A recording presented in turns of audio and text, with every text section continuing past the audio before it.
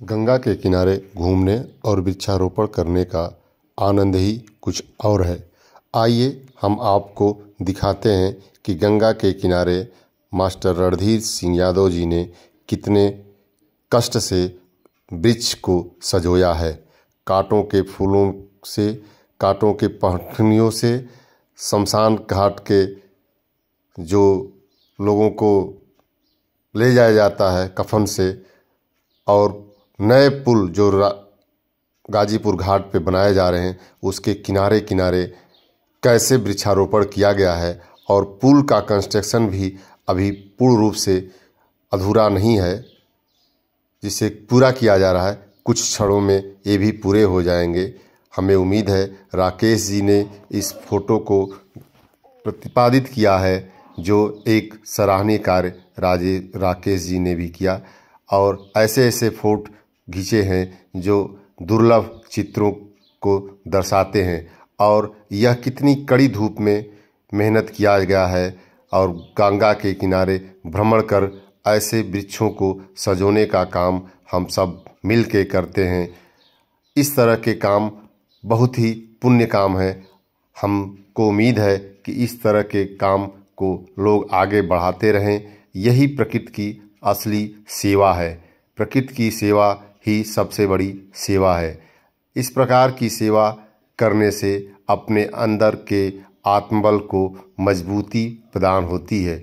ईश्वर इस प्रकार की शक्ति हम सबको प्रदान करते रहें। हम लोग इस प्रकार के कार्य से अपने आप को आनंदित महसूस करते रहते हैं। इस प्रकार का अवसर हम लोगों को ईश्वर बारंबार प्रदान करते रहते हैं। हम लोग बड़े ही भाग्यशाली हैं कि इस प्रकार के कार्यों का प्रतिपादन करने का अवसर प्रदान होता रहता है ईश्वर के द्वारा।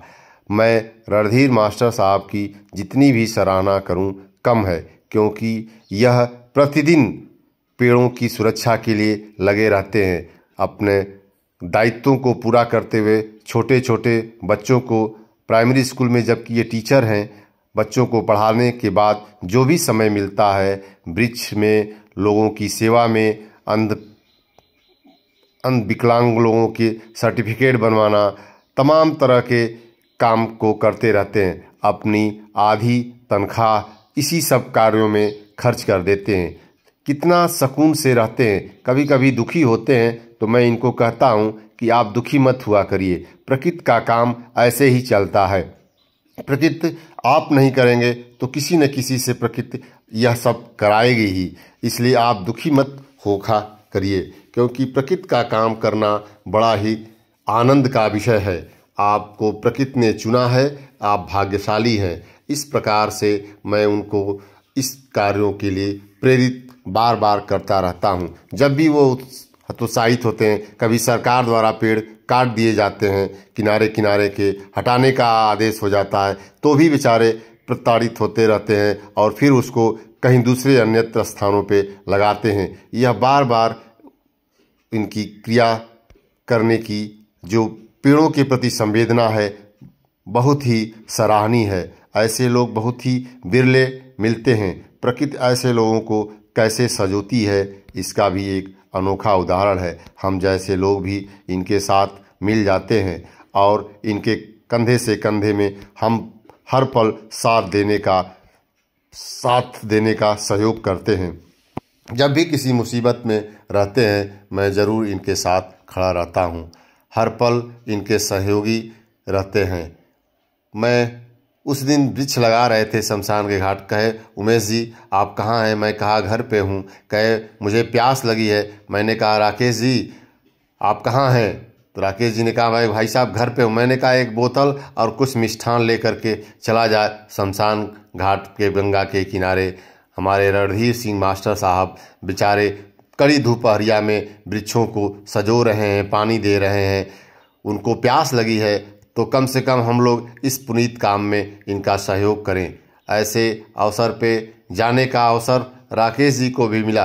राकेश जी बड़े ही उत्साहित नजर आए। उनको लगा कि ऐसा काम पहली बार मुझे करने का अवसर ईश्वर ने दिया है। मैंने कहा आपको बहुत ही सुखद अनुभूति हो रही है, यह मेरे लिए भी गर्व का विषय है, क्योंकि ऐसे लोग अगर आनंदित हों तो क्या बात है। इस प्रकार से आनंद में रहना ही ईश्वर की सेवा करने जैसा होता है। कोई भी काम अगर आपको आनंद दे तो यह मान लीजिए वह प्रकृति का सबसे बड़ा पुण्य है। प्रकृति आपको इस आनंद के लिए प्रेरित कर रही है, इसलिए ऐसे अवसरों का जब भी अवसर मिले लाभ जरूर लेना चाहिए। राकेश जी ने कहा, जरूर भाई साहब, आपका सहयोग मिला इसके लिए मैं आपका आभारी हूँ। लेकिन मैंने कहा मेरा आभार करने से अच्छा है प्रकृति का आभार करिए और प्रकृति आपको इस प्रकार के अवसर बार बार प्रदान करे। मैं रणधीर सिंह मास्टर साहब राकेश जी का इस प्रकार से अभिवादन करता हूँ कि यह प्रकृति इन लोगों को बार बार इस प्रकार का अवसर देती रहे, जिससे हम लोग भी कुछ अपने आप को प्रकृति के हवाले कर सकें और यह आनंद प्राप्त कर सकें। इस प्रकार के आनंद को कहीं भी खरीदा नहीं जा सकता, यह महसूस किया जा सकता है। इस प्रकार के आनंद का अनुभव प्रकृति के द्वारा ही किया जा सकता है और प्रकृति में रहते हुए क्या आनंद है इसकी अनुभूति वही कर सकता है जो इसके बारे में समझता हो। इसलिए यह मैं आप सबको इसलिए ये सारे फोटो को अपलोड कर रहा हूं